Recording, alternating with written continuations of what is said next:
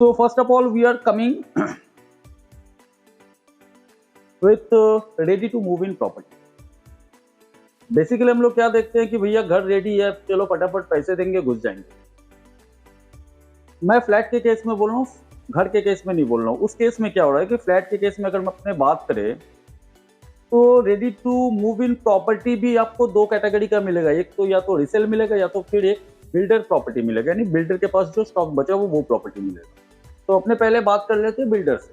Builder से अगर आप प्रॉपर्टी लेते हैं तो इसका पहले मैं एडवांटेज वाला पार्ट बतला दे रहा हूँ। इसमें क्या है कि आपको बिल्डिंग एकदम तैयार मिलेगा, विजिबिलिटी आपको पूरा मिलेगा कि अरे भैया बिल्डिंग तो तैयार है, लोग रह रहे हैं वहां पे, ये एक एडवांटेज है। तो आपका दिमाग में ये चीज नहीं आएगा कि ये भाई यहाँ पे प्रॉपर्टी अंडर कंस्ट्रक्शन प्रॉपर्टी के केस में कि सचमुच यहाँ प्रॉपर्टी बनेगा भी कि नहीं बनेगा। रेडी टू मूव इन में आपको बिल्डिंग पूरा नजर आएगा, लोग वहां पे रह रहे हैं, तो ये आपके लिए एक प्लस पॉइंट है। दूसरा है कि ready to move in property जो होता है बिल्डर एंड से, अगर प्रोजेक्ट का अगर सीसी मिल गया तो आपको उस पर जीएसटी पे नहीं करना पड़ता है, ये आपका एक प्लस पॉइंट है। सेकेंड क्या है कि आप वहां पे इमीडिएट शिफ्ट कर सकते हो, मतलब प्रॉपर्टी आपने फाइनल किया, रजिस्ट्रेशन करवाया बिल्डर के साथ, और उसके बाद क्या किया, आपने अपना सामान लिया और सीधा वहां पे डायरेक्ट अपने वहां पे शिफ्ट कर दिया। दूसरा क्या है कि अगर मान लीजिए आप रेंट में रह रहे हैं और अंडर कंस्ट्रक्शन प्रॉपर्टी में आप परचेस कर रहे हैं तो आपका एक लोन भी चलेगा। अगर आप लोन लेते हैं बैंक से तो लोन का एक ईएमआई आपका पर मंथ देना पड़ेगा फर्स्ट। और सेकंड क्या है कि आप जो रेंटेड हाउस में रह रहे हैं उसका एक रेंट देना पड़ेगा जो आपके लिए बर्डन है। तो ready to move in property में ये चीज नहीं होता है। अगर आप रेंटेड घर पे भी हो तो रेंटेड घर से आप जैसे निकलते हो, ready to move in property में आप शिफ्ट कर जाते हो तो आपका रेंट वाला बर्डन खत्म हो जाता है। तो और एक चीज सबसे इंपॉर्टेंट है कि आप ready to move in properties में आप अगर लोन ले रहे हो बैंक से तो आपको इनकम टैक्स बेनिफिट मिलता है। तो आई होप कि आपको एडवांटेज क्या है एक ready to move in property में, इसका आपको एक ब्रीफ आइडिया मिल गया होगा। तो ये कुछ 5 पॉइंट है, मैं फिर से एक बार रिपीट कर देता हूँ कि लोग वहाँ पे रह रहे हैं तो आपको सीइंग इन लिविंग, मतलब यहाँ पे प्रोजेक्ट रेडी है तो भाई मैं यहाँ पे बुक कर सकता हूँ, क्योंकि बाकी कस्टमर भी यहाँ पे रह रहे हैं, कोई जीएसटी आपको देना नहीं पड़ेगा, इमीडिएट शिफ्टिंग कर सकते हैं, रेंट का बर्डन नहीं है और इनकम टैक्स बेनिफिट। अब मैं इसका डिसएडवांटेज वाला पार्ट पे आता हूँ कि हर सिक्के का दो पहलू होता है, तो इसका भी एक डिसएडवांटेज है रेडी टू मूव इन में। इसमें क्या है कि सबसे पहले तो आपको चॉइसेबल यूनिट नहीं मिलेगा अगर आप बिल्डर से ले रहे हो तो, क्योंकि रियल एस्टेट में एक फंडा है कि जो अच्छा प्रॉपर्टी है, जो प्रॉपर्टी का विजिबिलिटी अच्छा है, जिसका लोकेशन अच्छा है, कॉर्नर प्लॉट है, साउथ फेसिंग फ्लैट है, जो भी है, तो ये अच्छे फ्लैट सस्ते दाम पे पहले निकलते हैं। और घटिया फ्लैट इन द सेंस, मान लीजिए आपका साउथ का प्रेफरेंस है लेकिन एक ready to move in property आपको ऐसा मिला जहाँ पे साउथ आपका है नहीं, लेकिन वो लोकेशन में ही आपको प्रॉपर्टी लेना है, तो मन मार के आप क्या करेंगे वहां पे या उस लोकेशन में जो भी रेडी प्रॉपर्टी मिलेगा आपका नॉन चॉइसेबल होगा, लेकिन आपको मन मार के वो प्रॉपर्टी लेना पड़ेगा। तो ये है कि ready to move in property में आपको चॉइस लेकिन अपने हिसाब से नहीं मिलेगा। दूसरा क्या है कि आपके ऊपर एक इमीडिएट बर्डन आ जाता है, डिसएडवांटेज मैं बतला रहा हूँ ready to move in properties में। मान लीजिए 80 लाख का आप एक प्रॉपर्टी ले रहे हो, बैंक से आप 80% लोन आपको मिलेगा, यानी 64 लाख का आपने लोन लिया और साथ ही साथ आपने क्या किया, 34 लाख रुपीज आपने क्या, 36 लाख रुपीज आपने ओन कॉन्ट्रीब्यूशन दिया।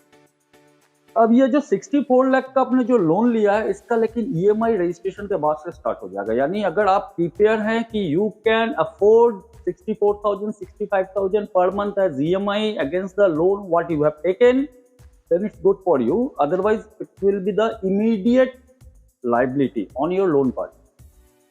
और नेक्स्ट है क्या कि आप अगर ready to move in property अगर परचेस करते हैं तो आपके पास फंड एक्यूमुलेशन का समय बहुत कम रहता है। अगर मान लीजिए आपके पास पैसा 80 लाख का प्रॉपर्टी खरीद रहे हैं, आपके पास 36 लाख फंड रेडी है और बैंक आपको दे रहा है तो ठीक है, लेकिन कुछ केसेस में ऐसा देखा गया है कि आपने एक प्रॉपर्टी चॉइस किया और उस प्रॉपर्टी का कॉस्ट से 80 लाख है, 64 लाख या 70 लाख आपको बैंक दे दे रहा है आपको लोन, लेकिन वो 10 लाख का फंड आपके पास नहीं है। उस केस में क्या होता है, आपको बैक आना पड़ता है या फिर दूसरे प्रोजेक्ट में या दूसरे प्रॉपर्टीज में जाना पड़ता है। ये मैंने आपको बतलाया ready to move in properties का एडवांटेज और डिसएडवांटेज।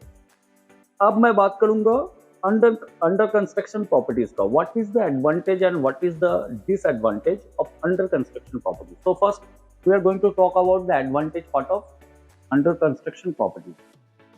अंडर कंस्ट्रक्शन प्रॉपर्टीज में नंबर 1 आपको चॉइस ऑफ यूनिट्स मिलेगा। अगर कोई प्रोजेक्ट एकदम ग्रास लेवल पे है, जस्ट अभी सैंक्शन होकर म्यूनिसिपैलिटी से या ऑथराइज्ड कंसर्न डिपार्टमेंट से आया हुआ है, और ये प्रोजेक्ट अगर मान लीजिए सॉफ्ट लॉन्च में है, तो you can have the choice of your unit. जो आपको पसंद है शायद आपको मिल सकता है।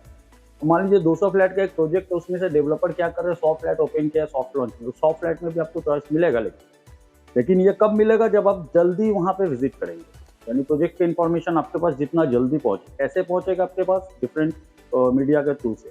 इससे पहले मैं एक चीज बतला देता हूँ, जब तक कोई भी प्रोजेक्ट का अंडर कंस्ट्रक्शन प्रोजेक्ट का जब तक रेरा नहीं आता है, रेरा यानी रियल एस्टेट रेगुलेशन एक्ट, तब तक ये मार्केट में लोग खबर नहीं देता है। तो इसमें आपको चैनल पार्टनर या ब्रोकर हेल्प करे।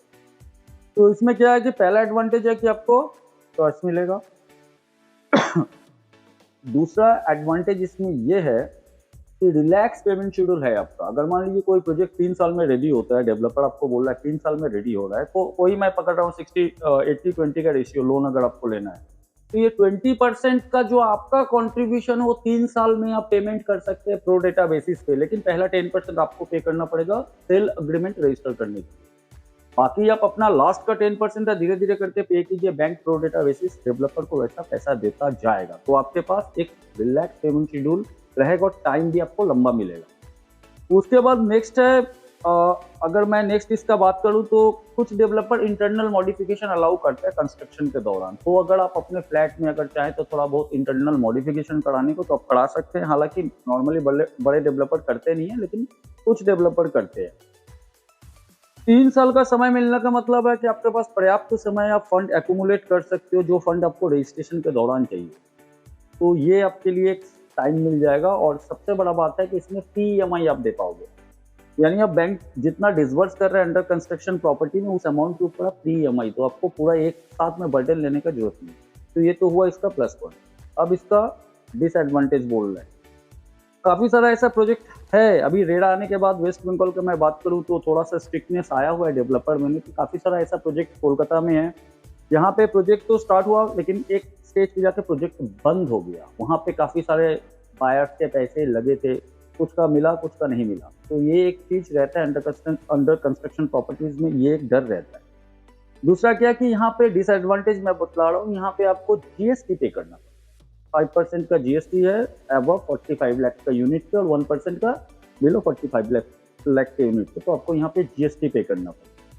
और सबसे बड़ा और एक डिसएडवांटेज जो है अंडर कंस्ट्रक्शन प्रॉपर्टीज में, यहाँ पे आपको इनकम टैक्स रिबेट नहीं।